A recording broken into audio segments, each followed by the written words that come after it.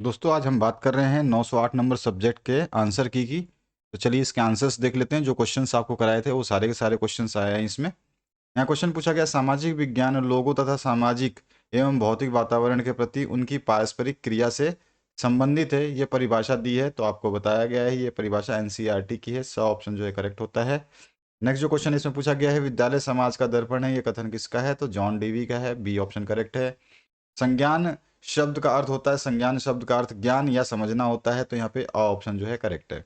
Next question की बात करें, परियोजना विधि के जन्मदाता जो हैं सभी को बताया है मैंने, किलपैट्रिक हैं, तो बी ऑप्शन जो है करेक्ट होता है। अगला प्रश्न है, पाठ्य पुस्तक शिक्षण सामग्री का आधा अंग है, किसने कहा था? तो सभी को मैंने बताया था, इसको कीटिंग ने कहा था, तो दो ऑप्शन करेक्ट है। नेक्स्ट जो क्वेश्चन है उसकी बात करते हैं। यहाँ आपका नेक्स्ट क्वेश्चन पूछा गया है, उसकी बात कर लेते हैं। तो यहाँ पे देखिए ये क्वेश्चन भी कराए हुए हैं। यहाँ पूछा गया है, हिस्टोरिया शब्द खालिस्तान भाषा का शब्द है, तो ये यूनानी भाषा का शब्द है ना। यूनानी लिखिए या फिर आपने इसको लिखा होगा ग्रीक। यूनानी या फिर आप इसको ग्रीक भी लिख सकते हैं। ग्रीक भाषा का शब्द है या यूनानी भाषा, हिंदी में यूनानी बोलते हैं।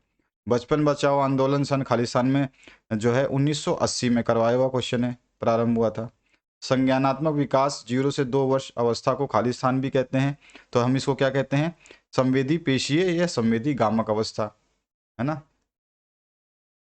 गामक अवस्था, संवेदी गामक अवस्था।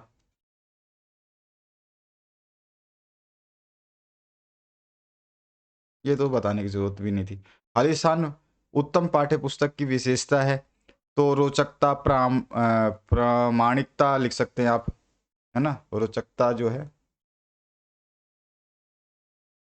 रोचकता या प्रामाणिकता जो है उत्तम पाठ्य पुस्तक की विशेषता है। दैनिक पाठ्य योजना को जो हम किस नाम से जानते हैं? तो इसको हम बोलते हैं कालखंड वार योजना।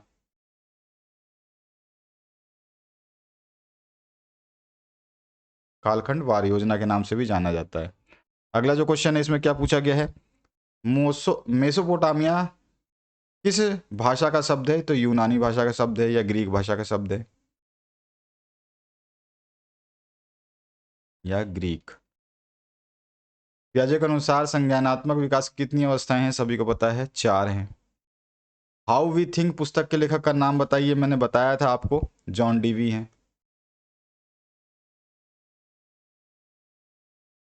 अगला जो क्वेश्चन है इसमें पूछा गया है, भारतवर्ष में स्कूली शिक्षा को कितने स्तरों में बांटा गया है?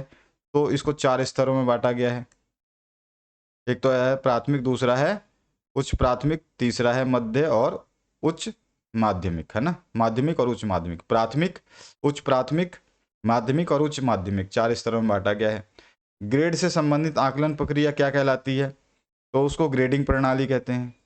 ठीक है, इस तरह से क्वेश्चन हैं आपके। और बाकी सब क्वेश्चन भूगोल की कोई परिभाषा, संस्कृति से क्या समझते हैं, पूर्वाग्रह का क्या अर्थ है स्कूल, सब ये क्वेश्चंस करवाए हुए हैं। अगर आपने वीडियोस देखे हैं, नोट्स लिए हैं, तो सभी क्वेश्चंस करवाए गए हैं। परंपरा का क्या अर्थ है, बचाओ आंदोलन पे आपको टिप्पणी लिखनी थी, सामाजिक परिवर्तन की विशेषताएं लिखिए, हैं प्रत्यक्षीकरण के विकास का संक्षिप्त वर्णन कीजिए, सामाजिक विज्ञान के क्षेत्र का वर्णन कीजिए। इस तरह से सारे जो क्वेश्चंस आप यहाँ पे देख रहे हैं, ये सारे क्वेश्चंस जो छात्रों को समुदाय के निकट ले जाने की विधियों का वर्णन कीजिए, सामाजिक विज्ञान की पाठ्यपुस्तक तैयार करने के दार्शनिक सिद्धांतों का वर्णन कीजिए, शिक्षण अधिगम सामग्री का वर्णन करना है, हैं आदर्श पुस्तकों, आदर्श उत्तरों के मूल्यांकन की व्याख्या कीजिए या अधिगम का आकलन के वैकल्पिक तरीकों का वर्णन कीजिए, सामाजिक विज्ञान में मूल्यांकन का महत्व बताइए, बाजार के तत्वों का विस्तार से वर्णन कीजिए या शिक्षा के प्रभावी कारक के रूप में राज्य की भूमिका स्पष्ट कीजिए। ये सारे क्वेश्चंस आपको करवाए गए हैं। अगर आप लोगों ने वीडियोस देखे हैं तो आपको आराम से ये क्वेश्चंस करके आप लोग आए होंगे। मुझे विश्वास है सभी का पेपर अच्छा हुआ होगा। Thank you very much, have a good day.